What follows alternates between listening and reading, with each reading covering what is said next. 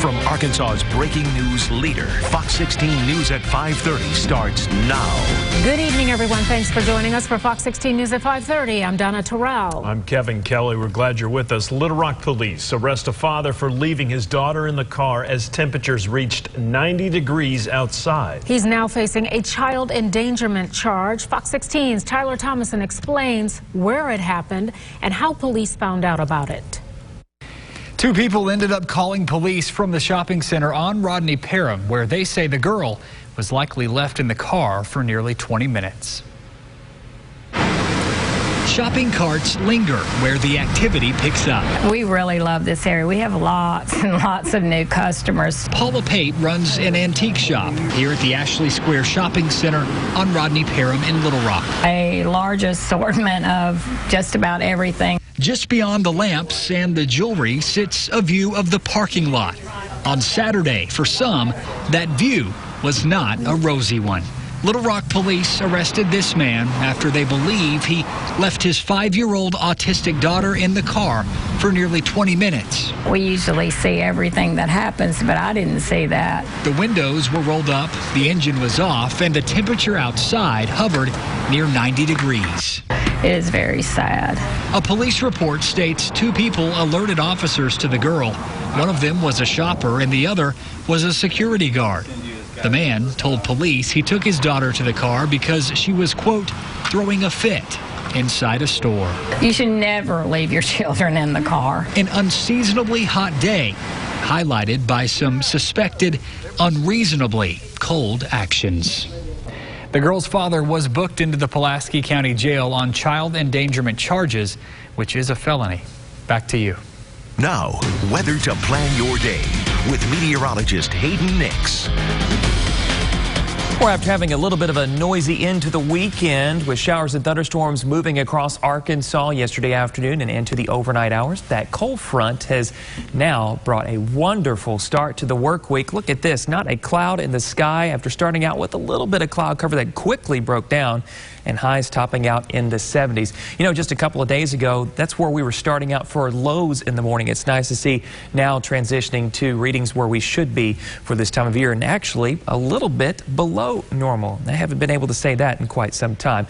Now, we're going to keep the 70s in play for a couple of days here with a nice big ridge of high pressure centered over the central U.S., and that'll continue to influence our weather here in Arkansas, but changes will be on the way here pretty soon. But until then, we do have a pleasant evening ahead. We'll have temperatures dropping into the mid-50s just before midnight. Temperatures will be warming on Thursday ahead of another front that'll be arriving on Friday, and one that we'll be talking about here in just a little bit.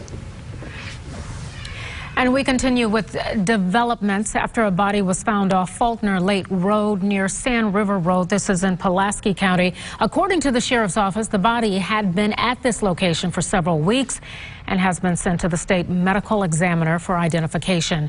We will continue to update you on air and online as this story develops. A Jefferson County Justice of the Peace accused of living outside his elected district resigns from office today. It's a story we first brought you last week. The address Delton Wright put down on his political filings for the past decade does not match property records. He sent us a statement saying he owned an apartment in his elected district but sold it last year after the election. Wright tells us he did not know that disqualified him to keep his seat.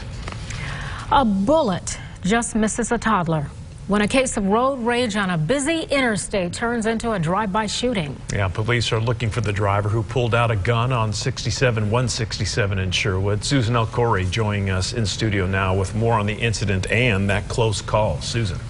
Well, Donna, Kevin, an inch higher and that bullet would have hit the toddler. You can see behind me, it went off the base of his car seat instead and stopped in the back seat.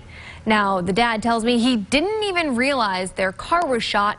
He was driving on the highway with his son when he says another car cut them off, and the other driver just kept trying to stay next to them. The dad, who asked us to hide his face, says he was pulling away when he heard something hit his car. That's when he pulled over and saw the damage.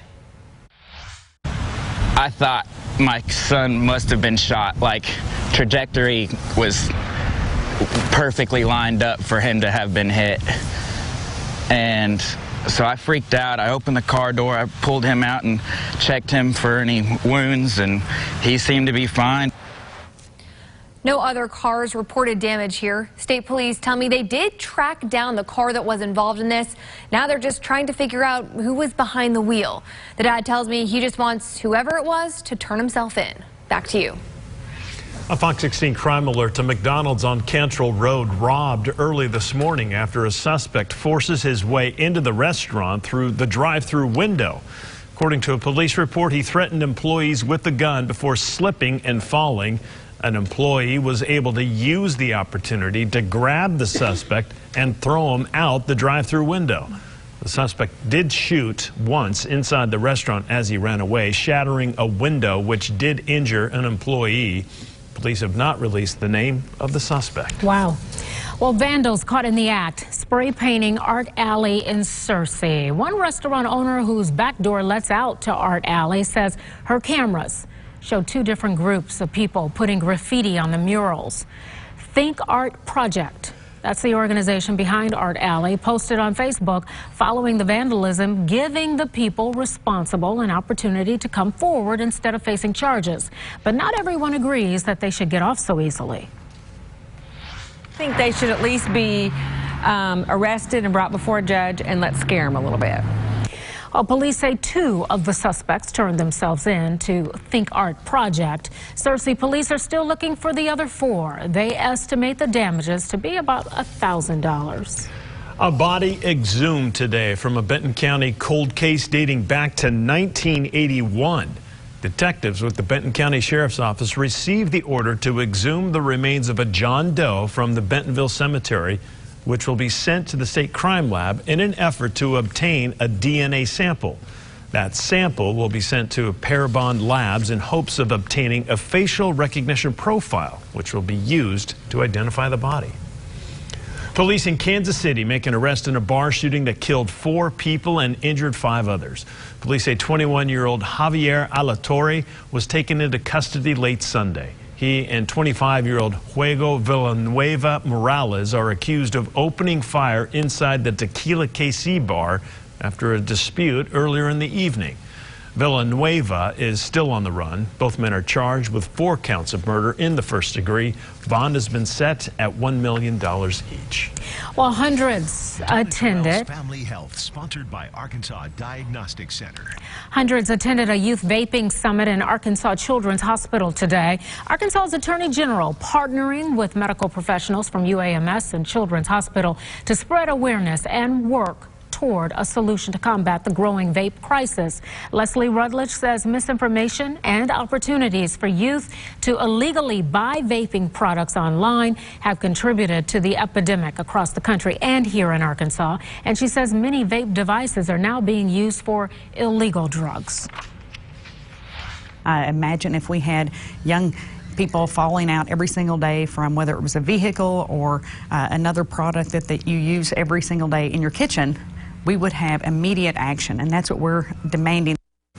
Well, there is another youth vaping summit in Bentonville. It's going to be at Bentonville High School this Wednesday from 2 to 5. Little Rock Mayor Frank Scott Jr. reveals his proposal to the State Board of Education for the Little Rock School District to regain full local control. Mayor Scott held a press conference this morning with several city board members. His proposal includes a temporary transition board from January 2020 until a new board is elected in November of the same year. It also includes a memorandum of understanding agreement for an F-graded school between the Department of Education and the City of Little Rock. As we all understand, the schools are determined based off of the ACT, Aspire tests and other things. We can't control their process. We're only controlling with control, and we're providing a plan, a balanced approach to get a locally elected school board to the City of Little Rock. That's all of our priority right now. The State Board of Education has its next meeting scheduled for October 10th, which is this Thursday.